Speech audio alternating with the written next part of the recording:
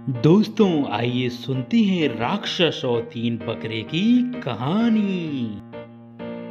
कई वर्ष पहले भिटरिया नामक जंगल में चंगू मंगू और पंगू तीन बकरे रहते थे। तीनों सगे भाई थे जो हमेशा मिलजुल कर घास खाया करते थे।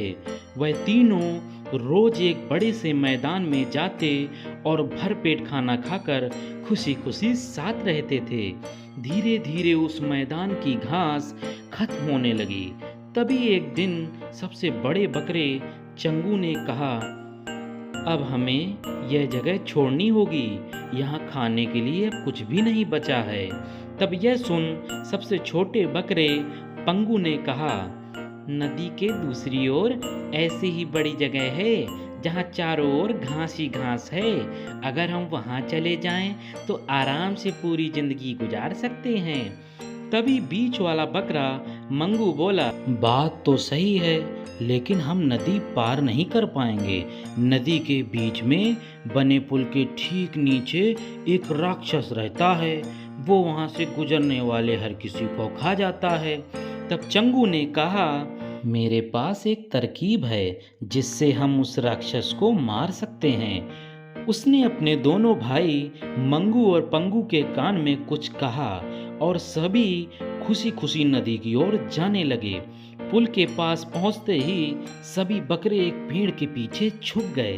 तभी चंगू ने सबसे छोटे बकरे यानी पंगू को इशारा करके पुल पार करने को कहा। जैसे ही पंगू पुल पार करने लगा तो वहां राक्षस आ गया। राक्षस बोला, ए बकरे, तुम्हारी यहाँ आने की हिम्मत कैसे हुई? अब मैं तुमको खा जाऊंगा। तभी पंगू कहता है कि राक्षस महाराज, मैं तो बहुत छोटा हूँ, मुझे खाने से आपका पेट भी नहीं भर पाएगा। आप एक काम कीजिए, पीछे मेरा बड़ा भाई आ रहा है, वो बहुत मोटा है, आप उसको खाकर अपनी भूख मिटा लो। राक्षस को छोटे बकरे के मुंह से महाराज शब्द सुनकर बहुत अच्छा लगा। उससे खुश होते हुए राक्षस ने कहा, ठीक है, तुम बहुत छोटे हो, मैं तुम्हारे बड़े भाई को खा लूंगा। छोटा बकरा वहां से चला गया। इसके बाद बड़े बकरे यानी चंगू ने दूसरे बकरे यानी मंगू को इशारा किया। फिर वो भी पेड़ के पीछे से निकलकर पुल पार करने लगा। वहां राक्षस पहले से ही उसका इंतजार कर रहा था। बकरे को देखकर राक्षस खुश हुआ और उससे कहा, मैं तुमको खा जाऊंगा। तभी बकरे ने घबरा कर कहा, हे राजा धीराज, मुझे खाकर आपको क्या मिलेगा? मैं तो बहुत छोटा हूँ, आपके नाश्ते के बराबर भी नहीं हूँ। आप थोड़ा सा और इंतजार करें तो आपको ऐसी दावत मिलेगी कि आप कभी भूल नहीं पाएंगे। राक्षस ने उसकी बात सुनकर पूछा, कैसे? तब बकरे ने कहा कि पीछे से मेरा बड़ा भाई आ रहा है, वो मेरे जैसे 10 बकरों के बराबर है। आप उसे कई दिनों तक आराम से खा सकते हैं और आपका पेट भी भर जाएगा। राक्षस ने उसके मुंह से राजा धीराज और मोटा बकरा खाने की बात सुनकर उसे पुल पार करने की इजाजत दे दी। आखिर में सबसे बड़ा बकरा पुल के ऊपर चढ़ा और उसे पार करने लगा। तभी उसके सामने राक्षस आ गया और जोर जोर से हंसने लगा।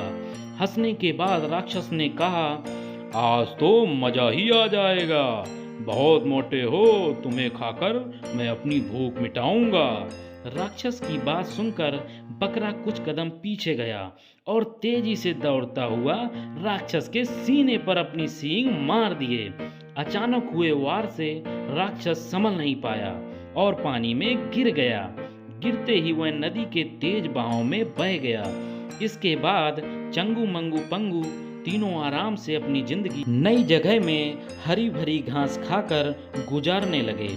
इसलिए दोस्तों, हमें मुसीबत आने पर कभी घबराना नहीं चाहिए और हिम्मत व सूझबूझ से ही कार्य करना चाहिए। धन्यवाद। दोस्तों, यदि कहानी पसंद आई हो तो कहानी को लाइक करें, कमेंट करें, चैनल को सब्सक्राइब करें और हाँ दोस्तों, बेल आइकन दबाना ना भूलें। बहुत बहुत धन्यवाद दोस्तों।